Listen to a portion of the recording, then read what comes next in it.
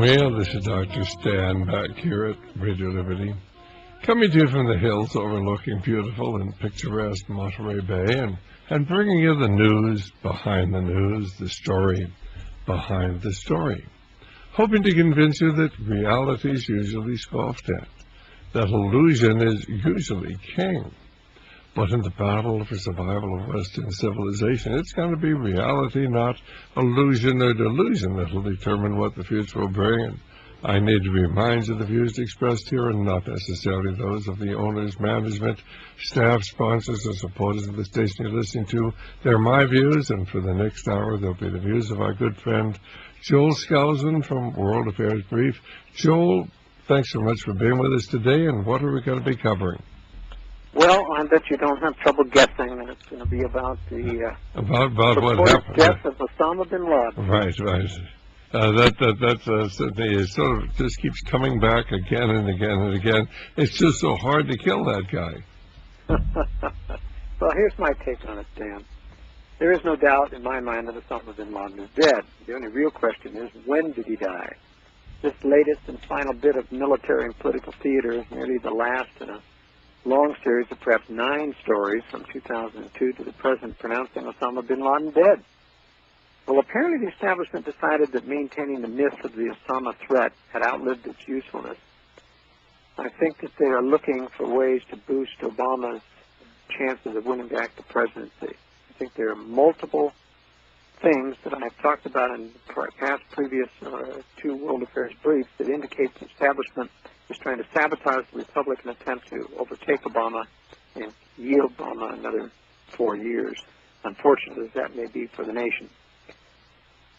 Well, Obama may be gone, but what isn't gone, however, is the phony war on terror. A new boogeyman or false flag terror event, even now, will have to be invented in order to continue the justification that we're at war with the Muslim world. The only thing Americans can really count on is that our government will continue rampaging through the world under the guise of saving it from terrorists and tyrants that they themselves created, provoked, and sustained. And the result will not be peace, and I emphasize that, no peace, but continual warfare into the future and the draining of what value remains in the American economic system. Well, Stan, at least we don't have to endure any more fake Obama videos or tape-recorded messages. We have documented in past World Affairs briefs that numerous times that the CIA has verified for the media the veracity of various threats received from Osama bin Laden via video and tape-recorded messages, and how various Arab experts have noted that the voice, diction, and accent of the speaker is different from the few original recordings we have of Osama. And it became obvious that U.S. or its terror affiliates were in possession of at least one Obama lookalike who was used to produce those videos. It was not actually Osama bin Laden. Well, this newsletter, as well as other sources, have documented, including yourself, Dr. Stan, for decades, the long CIA relationship with Osama and his family, using him as a transfer agent between the Saudi money and the Mujahideen in Afghanistan, all directed, of course, by the CIA, double arm's length transactions so that they couldn't be traced to the CIA. But there's been enough whistleblowers talk about this that we know that the U.S. has used the Israeli Mossad and Saudi Arabia to finance a lot of terrorist activities.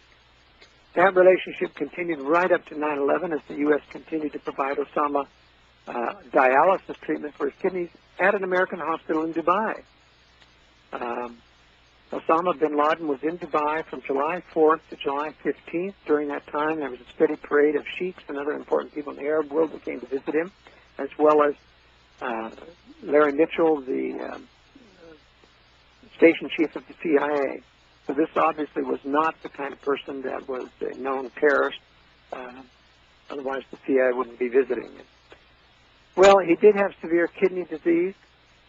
So how many would ask, would Obama be able to hide out in caves and highly guarded homes in Pakistan without many trips to the hospital or the use of a portable dialysis machine? Of course, which was not present in the home where the U.S. claimed he was shot. Osama would have required dialysis at least every other day, and perhaps daily, given the length of time he's been suffering from the disease. hiding out without a dialysis Hold that machine thought. would have been virtually impossible. Hold that thought. We'll be right back. Well, our guest this afternoon is Joel Skousen, and from World Affairs Brief, and simply pointing out that we know that Osama Bin Laden had severe renal failure. Going back to 2001, he was on dialysis. He was in the hospital in Dubai in July of 2001, receiving dialysis treatments, and so you can't exist hiding in a cave, for 8 or 9 years, getting regular dialysis in the cave. So obviously the story which we've been hearing just are not true, and the CIA's put out all sorts of pictures of Osama Bin Laden. Most of them don't even look like him. Of course, they tell us, there, you hear what he's saying, he's saying he did it, and of course it's in Arabic, so we have no idea what he's saying. And the voice is different, the appearance is different, but the government assures us it's Osama Bin Laden confessing, I did it, and I'm glad I did it, and boy, I'm really happy now I've got the Americans after me. But you pick up the story. Well, let me go through the list of the so-called 9 lives of Osama Bin Laden, more lives than a cat. This really is not as good a list as the Internet plays it, because a lot of these are just opinions of people thinking that he's dead. There's only 2 or 3 of these where people have claimed to have knowledge of his death. The first one is December 26, 2001. Fox News reported that the Pakistan Observer said that Osama bin Laden had died a peaceful death due to an untreated lung complication. Now, that's probably doubtful. The second one, January 18, 2002, the Pakistani president declared, I think now, frankly, he is dead. Personal opinion, can't really count that one. July 17, 2002, Dale Watson told a conference of law enforcement officials, I personally think he's probably not with us anymore. That we can, that isn't stated as fact nor any knowledge of any circumstances. Number 4, in October 2002, Afghan President Hamid Karzai told CNN, I would come to believe that bin Laden probably is dead. Once again, an opinion. November 2005, Senator Harry Reid revealed that he was told Osama may have died in a Pakistani earthquake of October that year. Once again, an opinion. September 2006, French intelligence leaked a report suggesting Osama had died in Pakistan. Now, that's probably accurate because it coincides with November 2nd, 2007 telecast where Prime Minister Benazir Bhutto of Pakistan told David Frost that Omar Sheikh had assassinated Osama bin Laden in a dispute within the terrorist network. But hold that thought. We'll be back here in just a moment here. Well, this is Dr. Stan, and Cindy Joel is listing a number of instances where very prominent people have said through the years that Osama bin Laden was dead. Certainly, one of the most reliable was Mrs. Bhutto, and Mrs. Bhutto had made the statement telling Gordon Frost that Osama bin Laden had been killed some time ago, and of course, shortly after that, Mrs. Bhutto herself was assassinated. But go right ahead with the story, Joel. Yeah, that could be one of the reasons why she was taken out. She obviously was not a reliable ally of the U.S. sufficient to not leak sensitive information. The U.S. obviously at that time wasn't ready to have the image of Osama bin Laden and its reported threat go away. In May 2009, Angelo Codevilla, a very respected security advisor in Washington, said all evidence suggests Elvis Presley is more alive today than Osama bin Laden, once again expressing an opinion. Pakistani President Zardari said, I've said it before, that Osama, I don't believe he's alive. He also said at that time that the head of U.S. intelligence had told him that he hadn't heard from Osama bin Laden in 7 years, so they presumed him dead. Now that's kind of a telling and interesting one. Because he does talk about having talked to U.S. intelligence, and of course, it's just hard to know, since U.S. intelligence was running Osama bin Laden as the head of their own terrorist network, whether or not they would have revealed that to Zardari. Well, Osama, whoever it was, there was somebody killed in this raid by Navy SEAL Team Number 6, the team of U.S. Special Operations Forces that took out someone that claimed as Osama Bin Laden in Abbottabad, Pakistan. SEAL Team 6 is part of the Navy Special Warfare Development Group. It has been described by Colonel Patrick Long, retired Special Forces officer, of saying they're kind of like Murder Incorporated. Their business is killing Al-Qaeda personnel. That's their business. They're not in the business of converting anybody to our goals or anything like that. Shortly after the operation was made public, General Barry McCaffrey called JSOC, Joint Special Operations Command. Operators have the most dangerous people on earth working for them. And part of what makes them so dangerous is they don't question orders as they should. If they get a command to take someone down, they do so like automatons, and that's what's really dangerous. Well, we have to ask the question, where's the body? The U.S. claims to have rushed the body by helicopter for a sea burial, supposedly to honor the Muslim necessity for an honorable burial when burial in the earth is not possible. Well, these claims defy all reason. Why so soon, we may ask, and how was this determination made? Why did they leave behind 3 other Muslims and didn't give them a burial? Was there a shortage of cemeteries in town? Not at all. But burial in the ground would have provided constant demand to exhume the body for verifiable DNA proof. Now, Obama himself claimed that they had used DNA testing, but announced that the raid and death far sooner than such results would have been possible. It took about 24 hours at the very earliest to get a DNA match. I think he was lying. U.S. media is now covering for Obama by saying that DNA testing is only underway. It wasn't used to confirm his death. Facial recognition was. One of them claims that the special soldiers said they were 90% certain that this was Osama Bin Laden. Well, perhaps, but given the fact that the U.S. has used at least one pretty good look-alike for Osama in several of their fake videos, it is much more likely that one of these hapless people was instructed to go into the compound in Abbottabad, a setup for faking the capture and death of Osama bin Laden. Well, quickly removing the body and tossing it in the ocean is prima facie evidence that the U.S. did not want anyone to have access to the body for identification purposes. And that means it almost assuredly was not the real bin Laden. And if the U.S. had such reverence for the Muslim dead, as I said, why just leave the others to rot in the compound? Why did only Osama, the hated terrorist who had no respect, apparently, for any human beings on earth, merit this extraordinary courtesy? We might also ask, where are the pictures? U.S. Special Forces supposedly filmed the raid, had cameras on their helmets, and had still pictures, but none were ever released. One faked photo did make the rounds of the Internet, but it was a crude forgery with Obama's bearded lower face blended into a head that was so damaged by explosions that it could not possibly match the description of a man shot in the forehead or left eye by one of the SEAL team people. The real pictures, which those few select yes-men in Congress have seen, are never to be released, supposedly out of concern for the sensitivities of children and so as not to give rise to more outrage by pro-Muslim groups. But the real reason is obvious, to make sure no one can investigate U.S. claims that it was bin Laden. And we can ask, where are the guns?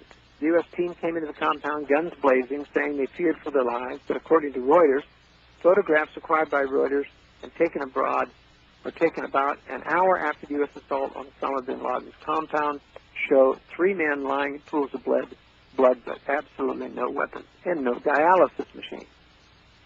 Well, the Pakistani government is an outright lackey of the U.S. Nevertheless, stories range from Pakistani outrage to outright collusion and assent to the U.S. raid. The official Pakistani government praised the U.S. raid, and unofficial Pakistani spokesman wove in additional details to try and bolster the U.S. claim that it really was Osama that was killed. Al-Arabiya.net parroted the Pakistani line that, quote, senior Pakistani security officials said Osama bin Laden's daughter, 12 years old, had confirmed her father was captured alive and then shot dead by the U.S. Now, this quote is being used to create outrage, of course, that the U.S. didn't have to shoot him. He obviously wasn't threatened. He was captured alive and then shot. But the account didn't contain one single first-hand piece of knowledge. Every journalist is merely saying what government officials are telling them, Why don't we hear from the girl ourselves or from one of Osama's wives that was supposedly there and taken into custody? And how, we may ask, were they taken into custody when they had only one helicopter to take all 20 men of the team back? The body of Osama Bin Laden, I'm just not believing that they had room on that helicopter for so many people. The Daily Mail reports that the wife of Bin Laden is now said to be at the center of a diplomatic custody battle because the U.S. wants to interrogate her, but it has been rejected by Pakistan. Well, why would you kill an unarmed Osama and then battle over interrogating his wife? I mean, Osama was the important intelligence source. In time, this will look like a poorly thought-out operation. The U.S. just killed the guy, Osama, unarmed and not resisting, who could provide the most information on Al-Qaeda.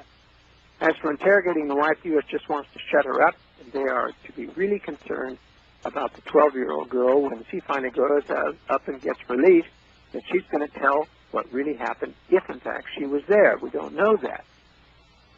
Well, personally, there was no intelligence value for the U.S. in Osama bin Laden, if it really was Osama, because obviously he was working for them, has been ever since the Mujahideen years in Afghanistan. So they wouldn't have anything to question from him. And as the Daily Mail said, I think it's absolutely correct, they simply want the wife in custody.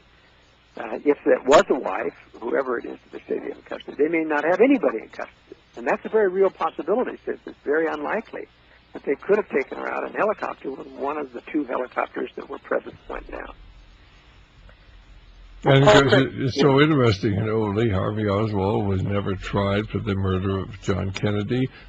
Jack Ruby was never tried for the murder of Lee Harvey Oswald. And it's amazing how they just seem to avoid these trials. These people just all sort of up and die. Yeah, that's absolutely right. Well, Paul Craig Roberts had one of the best commentary on the changing official story and the agendas behind the Bin Laden news event, which has reached, grandstanding proportions. The U.S. government, he says, or Bin Laden's story was so poorly crafted it didn't last 48 hours before being fundamentally altered. Indeed, the news story put out on Tuesday by White House Press Secretary Jay Carney bears little resemblance to the original Sunday evening story. The fierce firefight did not occur. There were no weapons there. Osama bin Laden did not hide behind a woman. Indeed, bin Laden, Carney said, was not armed. The firefight story was instantly suspicious as not a single seal was scratched. Every original story detail has been changed. It wasn't bin Laden's wife who was murdered by the Navy SEALs, but the wife of an aide. It wasn't bin Laden's son, Khalid, who was murdered, but Hamza. Carney blamed the story change on the fog of war. But there was no firefight, so where did the fog of war come from, he asked. No explanation has been provided for why an unarmed bin Laden, in the absence of a firefight, was murdered by the SEALs with a shot to the head. And with those who believe the government story that we got bin Laden, the operation can only appear to be as the most botched operation in history, says Roberts. What kind of incompetence does it require to senselessly and needlessly kill the most valuable intelligence asset on the planet? Of course, it wasn't, as I said, any value to the U.S. because, one, Osama was already dead, and two, Osama was a U.S. operative and thus didn't have anything to offer the U.S. they didn't already know. According to the U.S. government, the terrorist movements of the SEAL of the world operated through bin Laden, the mastermind. And thanks to a trigger-happy, stupid SEAL, a bullet destroyed the most valuable terrorist information on the planet, according to Roberts.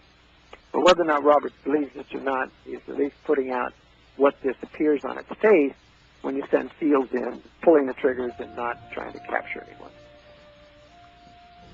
Well, we will never know. At least it'll be many, many years before we ever really find out what's happening. Only 30 or 40 years after the assassination of John Kennedy did D. Howard Hunt on his deathbed, a top-line CIA operative, admit he was there on the grassy knoll.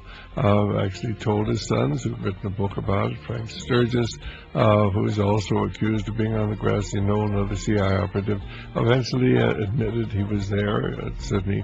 So it will be 30 or 40 years before we have any idea what's really going on. Why? Because if you are a U.S. operative and you ever reveal what's going to happen, why you will be taken out. There is no variance to that. You will be done away with. Joe, go right ahead. Well, when such a foundation story as the demise of Bin Laden cannot last 48 hours without acknowledging discrepancies that require fundamental alterations to the story, these are grounds for suspicion, in addition to the suspicions arising from the absence of a dead body, from the absence of any evidence that Bin Laden was killed in the raid, or that the raid even took place, says Robert. Well, the presence of a downed stealth helicopter on the ground does prove the existence of the raid, in my opinion. Fortunately for U.S. secret technology, only the tail and the tail rotor survived as it fell outside the wall. When onlookers snapped pictures of the unique stealth shapes on the tail section and the rotor, the U.S. was already busy chaining it up and trying to carry it away out of sight. You know, I had a subscriber several years ago tell me that he witnessed firsthand a night training mission of a flight of these birds in central Wyoming, nearly noiseless because of the large numbers of blades that they used. There was no whop, whop, whop sound from the helicopters as you normally hear, only the swishing of air like would come from a big, huge fan. Roberts continues, there's no doubt that the U.S. is sufficiently incompetent to have needlessly killed Bin Laden instead of capturing him, but who can believe that the U.S. would quickly dispose of the evidence that Bin Laden had been terminated? The government story is not believable that the government dumped the proof of success in the ocean, but has some photos that might be released someday. As one reader told me in an email, he says, what is really alarming is the increasingly arrogant sloppiness of these government cover-ups and lies, as though the government has become so profoundly confident in their ability to deceive people, and I add, and control the media, that they make virtually no effort to even appear credible. And this is absolutely true. It's a fascinating remark. I've made it in the briefs a couple of times. And another evidence of the power of the conspiracy we're dealing with. And, you know, that's what is very important for people to understand when they're talking about politics and trying to elect a president. It's not just electing a president and suddenly being able to force through Congress what you want. You're dealing with a conspiracy ensconced in and hidden within all the law enforcement agencies of the federal government. I think a president like Ron Paul wouldn't live probably 3 days before they threw an assassination attempt at him. Well, the real question before us, of course, is what agenda or agendas is the death of Bin Laden designed to further? There are many answers to this question. One of them may be, many have noticed that Obama was facing re-election with poor approval ratings. Is anyone surprised that the New York Times CBS poll finds a strong rise in Obama's poll numbers, 11% after the Bin Laden raid? As the New York Times reported, the glow of national pride rose above partisan politics in support for the president. In all, 57% say now approve of the president's job performance. That's up from 6% below the halfway point. In Washington, think a 24% rise in approval ratings justifies staging a false flag event like this. Another possibility is that Obama realizes the budget deficit and the dollar's rescue from the collapse required the end of the expensive Afghan war and occupation and spillover war into Pakistan. Well, frankly, this is number 2 on Robert's list, but I disagree. As strong as the war was, motivation or a problem with our deficit, I don't believe for a minute that the powers that be are going to stop their intervention around the world and warmongering. They may make some sounds about cutting the deficit by pulling troops out, but it won't happen because of what they're planning to do in attacking for Iran. Hold that thought. We'll be back in just a moment here. Well, this is Dr. Stan, and Joe is just saying that the attack, the capture, or the death of Osama Bin Laden has been great for Obama's popularity. He's surged ahead in the polls and takes our attention off the birth certificate issue, takes our attention off the massive deficits, takes our attention off the fact that certainly the country really is going to have to raise the spending limits once again. But now that they've gotten Obama, why? This is great for the president's popularity. Is this the reason they staged it at just this time? Go right ahead, Joe. Well, another possible agenda is hinted at as CIA Director Leon Panetta opened the door to false flag attacks to keep the war going by declaring that al-Qaeda would avenge bin Laden's killing. So naturally, it justified Homeland Security raising the alert level to orange. Homeland Security declared that the killing of bin Laden would motivate homegrown violent extremists into making terrorist attacks.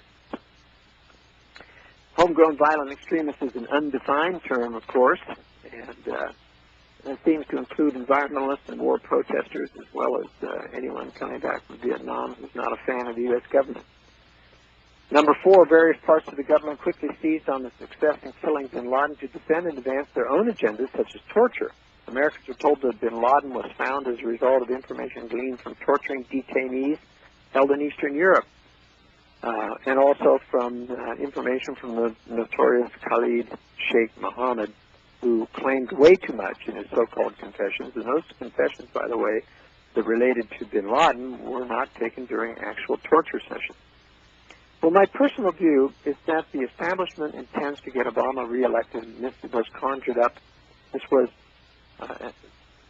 conjured military success story was an essential part of boosting Obama's sagging image.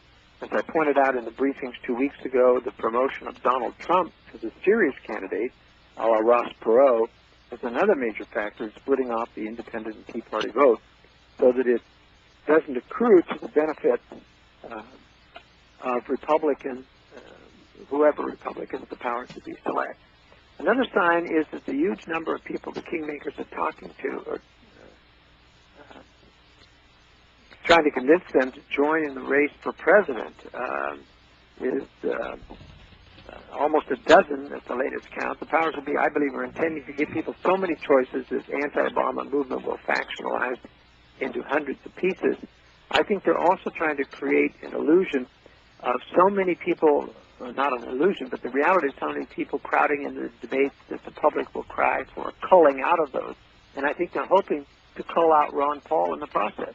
Use that as an excuse that he's in these low percentages, and so we can't have him in on the debate, because having him in on the debate was very threatening to the other candidates who are mainstreamers, because he really is the champion of these hot issues right now of warmongering around the world and the economic problems created by the Federal Reserve. I concur. Go right ahead. Well, I do believe that Ron Paul is our last great hope. Ron Paul is running for the Republican nomination for president again in 2012, and I'm really convinced that only Congressman Paul is capable of producing real change in government if they would let him live, which is questionable. After his fairly successful attempt to gain the Republican nomination in 2008, he has twice the recognition today compared to then, compared with his most valiant fight, or mostly because of his valiant fight to end the Fed and the name recognition brought on by the election of his son Rand as a senator from Kentucky. Now, Rand Paul, in my opinion, although he's more charismatic than his father, isn't as principled or as tough. He's doing a pretty good job right now, but I just know that during his campaign, for example, he made some concessions to some of the powerful people, CFR and others, to try to get them to take it easy on him. Well, Michael Shear, in an article this past week, discusses why he thinks Ron Paul will outperform his 2008 run. He says as a potential candidate, Mr. Paul has a larger national profile in 2011 than he did in 2007 when he ran for the Republican nomination. His important issues concerned about the federal debt, spending, and the size of government are front and center this year, and his passionate libertarian followers are, if anything, better organized as part of the Tea Party movement. Go right ahead.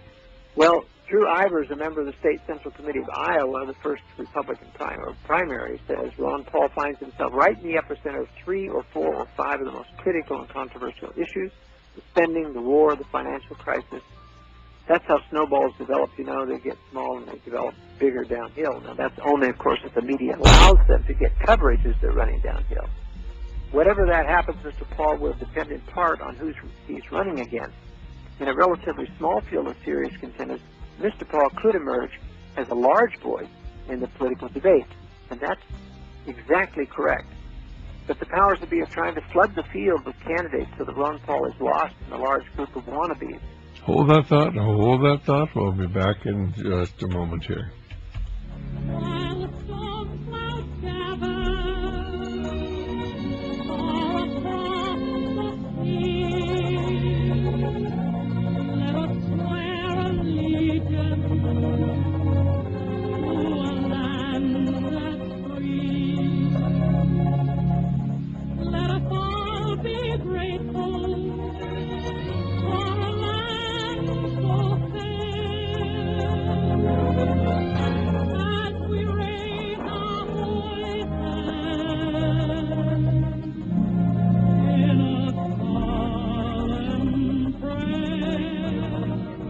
Well, Joel, you go right ahead. Well, as I say, both the powers be are trying to flood the field with candidates so that Ron Paul is lost in a large group of wannabes. That is, in part, is why most of the top-tier Republican candidates, Romney, Huckabee, Palin, and Gingrich, stayed away from tonight's GOP debate in South Carolina. They want to create two separate groups of candidates so they can have the later debates to themselves. And I think, as I said, I think we're going to see that with a dozen people vying for the nomination, the debate is going to have to be curtailed, and I think they want to make sure that they get Ron Paul out of in that cut list so that he doesn't compete like he did last time. Jan Crawford of CBS News had several comments relative to this boycotted debate in South Carolina. Why, for example, was former Governor Huckabee meeting with fundraisers and operatives in Washington today? Why did his former campaign manager give a PowerPoint presentation to about 100 people, including some big-time conservative names, at one of those meetings last night? Is that all a sign that Huckabee's actually going to shake the race or shake up the race and run? I say yes to that question. Huckabee will run in order to kill Romney's chances of placing high in the conservative Southern primaries, just like he did in 2008. And what's Governor, she asked, and what's Governor Mitch Daniels up to? According to the CBS Don Lee, he said in a speech yesterday in Washington, it's not too late to decide to run. So when is he going to decide? Even former Minnesota Governor Tim Pawlenty, the one potential top-tier candidate who will be at tonight's debate, is sounding a little miffed. In an opinion piece in today's Daily Caller, he called out the no-shows by name. In addition to Pawlenty, Thursday's debate included former Godfather pizza chief Herman Cain. You can see what I mean about every Tom, Dick, and Harry joining the race. There is Representative Ron Paul at the debate tonight, former Governor Gary Johnson, and former Pennsylvania Senator Rick Santorum. Not the big names, to be sure, but as Pawlenty goes on to suggest, and as insiders here know, the debate does still matter, not just in South Carolina, but for the whole 2012 primary. Hold that thought. We'll be right back. Well, this is Dr. Stan, and Joel is just saying that there's going to be a debate in South Carolina tonight, but a lot of the people aren't showing up. Basically because the one thing they don't want is for the American people to have a real choice. You can have a lot of establishment of Republicans. You have to understand the establishment controls both the Republican and the Democratic Party. We have an election every 4 years, and we vote for the candidate of their choice. The last thing they want is for us to have a real choice, somebody who really espouses American values, and that hasn't happened for a long period of time. And they will do everything they can to keep our attention focused on non-issues and non-candidates. They try to get us. Their selection last time was Mayor Giuliani. Nobody had wanted Mayor Giuliani, so they had to come up with McCain. The last thing they would want is a principled, moral Christian conservative like Ron Paul, who addresses the fact that there's a small group of people who control the banking system and are using it to enrich themselves and to destroy the economy of our nation, indeed the economy of the whole world, through massive increase in the monetary supply, which is going to have a devastating effect on prices. In fact, it's already having a devastating effect on prices throughout the world.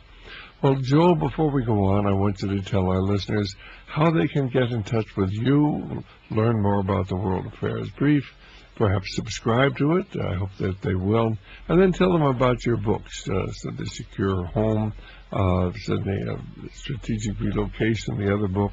We do carry these books. It's an important time, ladies and gentlemen, for you to start preparing for the possibility that the America we have known is not going to exist in the future. Joel, you pick up on that thought, and we'll get back to what's really going on politically in America today.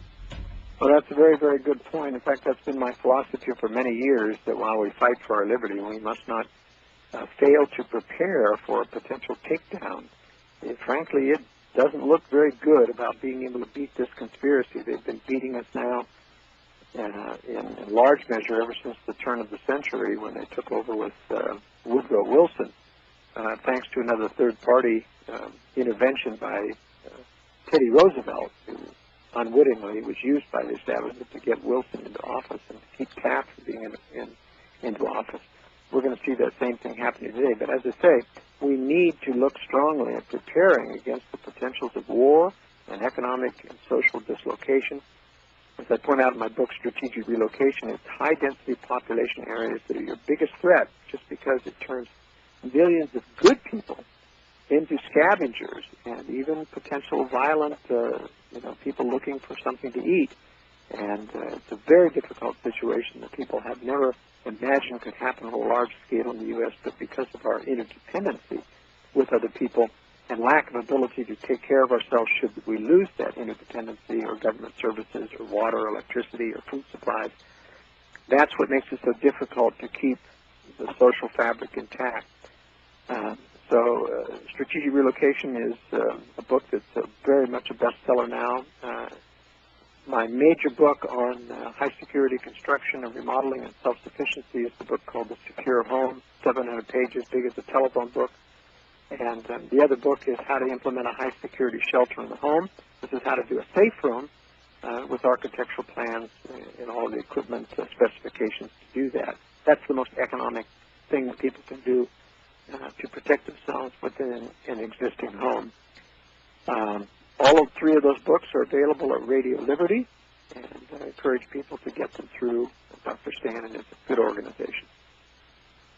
Remember, our number is 1-800-544-8927, 1-800-544-8927. You can get any one or all three of Joel's books by contacting us.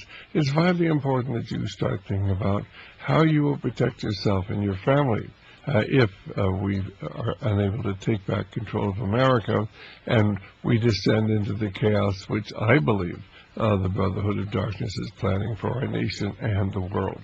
We'll go right ahead, Joel.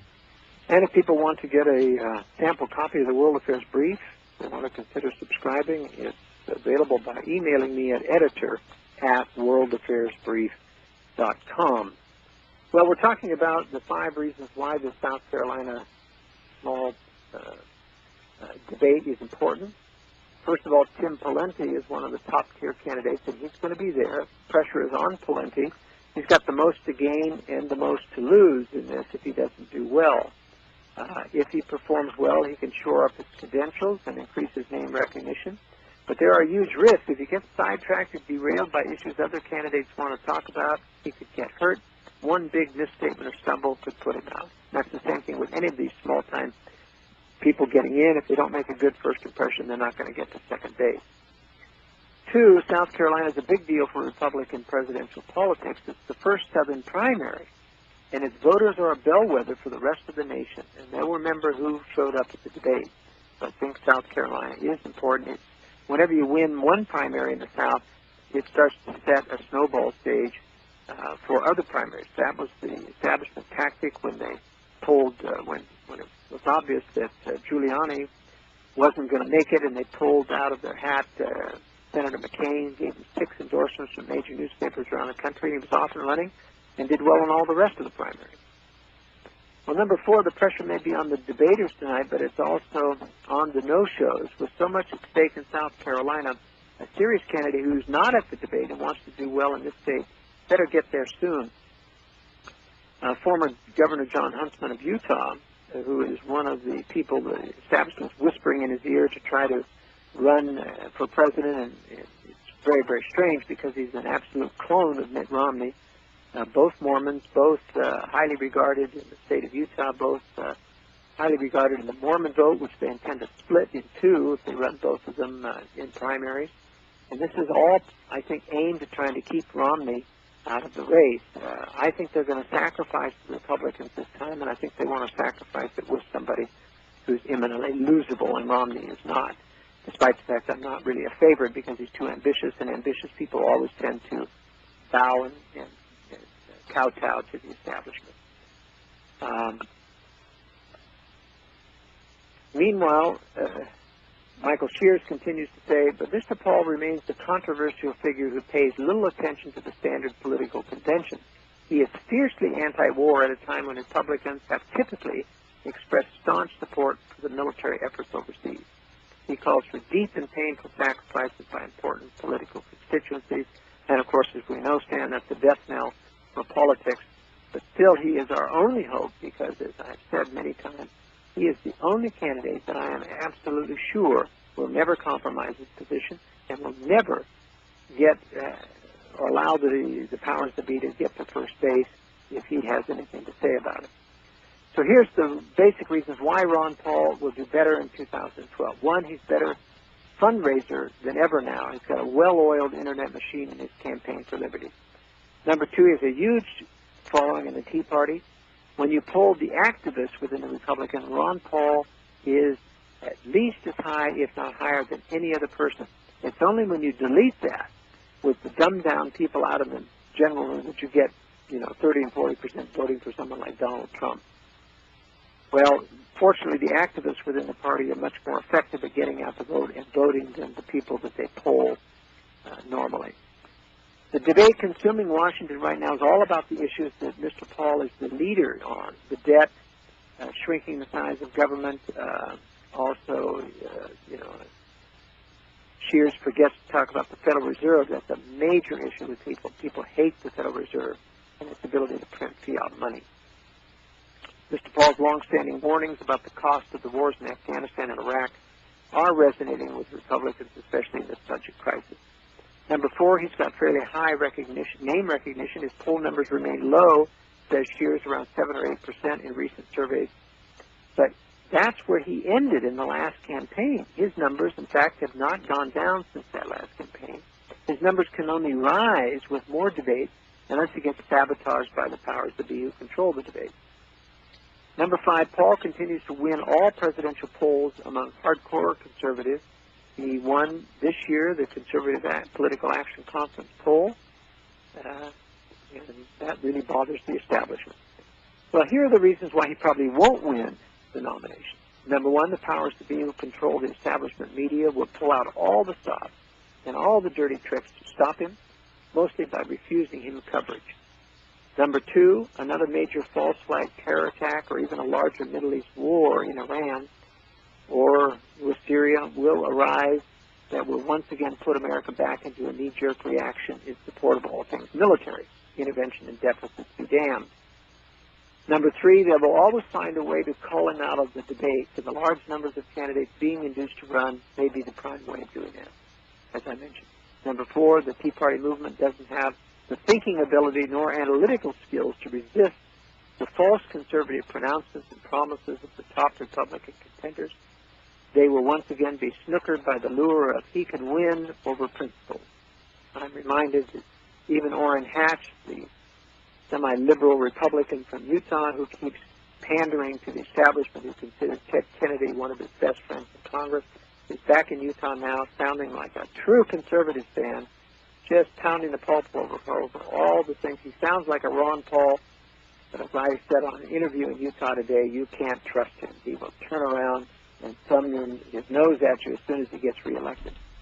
So there's a real movement to stop him in the primary, just like they did Robert Bennett. Well, Chuck Baldwin and I are united in our belief that Ron Paul is the only champion of the Tea Party movement worthy of our support.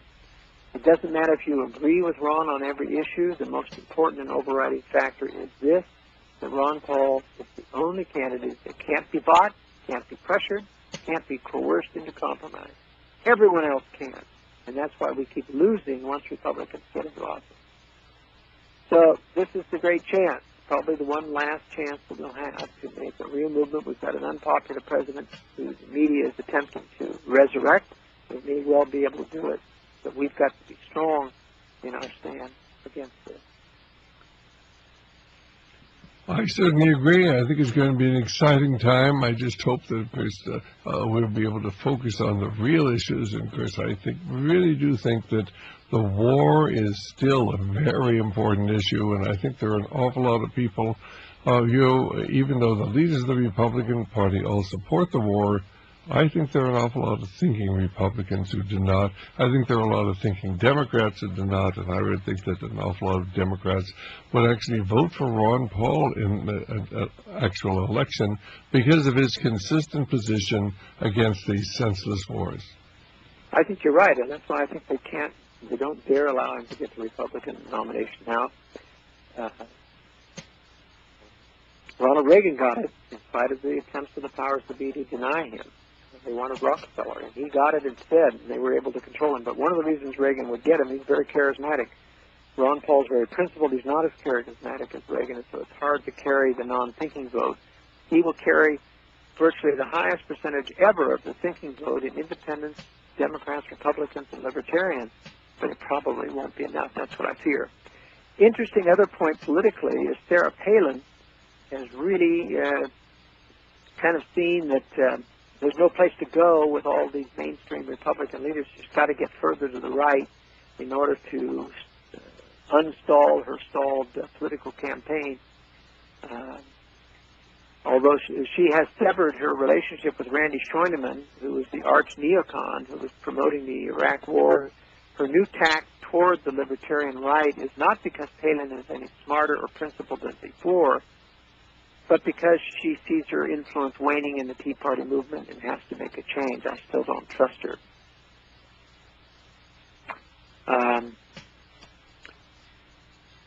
One of the other issues I'm going to talk about in tomorrow's brief is there was only one single attempt to defend Obama's forged birth certificate last week. The irrefutable details surrounding Obama's forged birth certificate were showcased in last week's brief. And if people want a copy of that, they can email me at editor at World Affairs Brief to get that. The case for the forgery was so dramatic because the forgers had made one major mistake in taking a scan of a real birth certificate, probably of a stillborn child born around the time the forgers wanted to place Obama's birth in Hawaii. They forgot to do the one last click of the mouse and merge all the layers of the forgery into one so that it could not easily be discovered. Now, it's actually fairly simple to forget this. It happens quite often among professionals. And a lot of people think that, how could they make such a big mistake? But anybody who's worked with Photoshop or knows that you can be working and changing and tweaking and show it to other people, and you don't merge the layers, you don't flatten the image, because once you flatten it, you can't change anything anymore. You see, that's why there's a reluctance to flatten. Well, you keep putting this off, and then you forget to do it before it actually goes out. It's actually quite easy to do. Of course, once the White House had published the PDF version of this birth certificate, which included the 9 layers, it couldn't be retrieved because too many people have downloaded, including myself. So if they flatten it and change the one out there, I've still got the original one. So when you look at the layers, you know immediately that a forgery has been concocted with virtually no other explanation. And yet the establishment tried, not in front of the general public, but merely to Fox News and the Internet, where most of the discussion was going on about the forged layers. People expected Fox to cover it. Fox, they didn't expect any of the liberals to it. But WorldNet Daily found out that the sole debunker that Fox News could find was a biased Obama supporter. What business does Fox News do, throwing an Obama supporter and trying to debunk this? Well, the reason is because Fox News is ardently against any conspiracy theory. And that's one of the reasons why I think Glenn Beck was being removed from Fox and fired, or let go, or alter the relationship, because he was getting closer and closer to understanding, at least as far as the globalist was concerned, that there was a conspiracy afoot. Now, he would never admit, because of his ego, that 9/11 was a conspiracy or any other specific details, but at least he was heading in that direction, and that was dangerous enough. But they reported, WorldNet Daily commented on the Fox News show with the debunker that a software and Adobe expert called on by the Fox News channel to examine Barack Obama's long-form birth certificate turns out to be a cheerleader for the Yes We Can crowd. Yes We Can is a pro-Obama organization. Jean-Claude Tremblay of Montreal, France, or Canada, billed by Fox as a leading software trainer and Adobe certified expert who has years of experience working with and teaching Adobe Illustrator, is the first forensic analysis to weigh in on the validity of the document. Well, I will say he's the last. He told Fox News there's no doubt about the authenticity and dismisses the claims as flat out wrong. But he's absolutely wrong himself, and I'll explain that. After the break, I hear some music there. All right, fine. Well, I think it's so vitally important, ladies and gentlemen. I really think the reason that they had to suddenly come up with the Osama Bin Laden story was because they came up with a phony birth certificate. After all, if Osama had this birth certificate all along, why would he have spent $2 million on legal fees fighting people who wanted to take him to court, saying he wasn't born in Hawaii, that he wasn't therefore entitled to become the President of the United States? Why spend $2 million when you've got this long-term birth certificate, when you got this birth certificate in a drawer someplace? Doesn't make sense. Joe, you got 3 minutes to wrap up the program. Well, here's what Tremblay says. He says, the layers cited by doubters are evidence of use of a common off-the-shelf OCR scanning software, not evidence of a forgery. I have seen a lot of illustrated documents that come from photos and contains these kinds of layers, and it looks exactly like this. Well, Tremblay proceeds to explain all this in terms of optical character recognition software. What that is, that's the old-fashioned software that used to use when you would scan like newspaper articles or any typewritten document. Instead of retyping it in the computer, you could scan it, and it would try to optically recognize the letters and the characters and transfer that to your word processors. You didn't have to type it over again.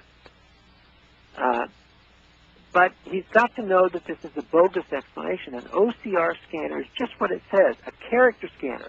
It is looking to decipher letters or characters, but nothing else. It translates what it sees to a word processor. This has nothing to do with the White House claim that they got a scanned copy of Obama's birth certificate from the original. A color scanner measures pixels, not characters, and doesn't even care if there are letters on the page, any letters at all. Color scanners only produce one layer, period. Tremblay is outright distorting the truth by saying even that an OCR scanner creates different layers. It doesn't do that either. So this is just a bald-faced lie and attempt, and it hasn't got any traction. It's not good enough to make the mainstream. If it were, the mainstream would be trumpeting this to the world. But instead, they're just evading this topic like a plague. And they have simply made a huge case out of the fact that everybody accepts that the birther movement is over. Now, what I think this is really doing, Stephen, in fact, that's what they're trying to do with the Osama Bin Laden death. They're trying to, make Obama a hero. But these falsifications have caused the American people to be split into a hardened side that really believes in conspiracy and sees it all more clearly, and those that are in continued denial. And so we're becoming more of a polarized society. But I do feel, Joel, that more and more people are beginning to wake up. I think we can see this manifested, at least in the audiences that I hear, but not only that, but even in some of the mainstream audiences and mainstream programs, more and more people, I think, are aware something is seriously wrong. Yeah, I think you're right, Stan. And to say it's efforts like yours and mine that are trying to help people feel like they have been snookered for having believed that it, initially at least, in the Barack Obama certificate, it isn't over. Well, I think it's going to be very interesting. We'll be having Dr. Corsi on in a couple of weeks with his new book, see what he has to say, and certainly with the information you have. And, well, we'll talk to you tomorrow morning. God bless. Thanks so much. Thank you, Stan. Bye-bye. Well, this is Dr. Stan, and certainly Joel is saying that certainly one reason for suddenly getting rid of Osama Bin Laden this weekend was to get rid of the birther problem that poor old President Obama has. He spent $2 million on lawyers fighting efforts to demonstrate that he was not a naturally born American citizen, Why would you do that when you had a birth certificate all this time? Yeah, and the answer is you wouldn't. You'd come up with a forgery. It was obvious this was a forgery. And now you've really got to come up with something that's a great distraction. And the killing of Osama Bin Laden was a great diversion, taking us off the birther issue.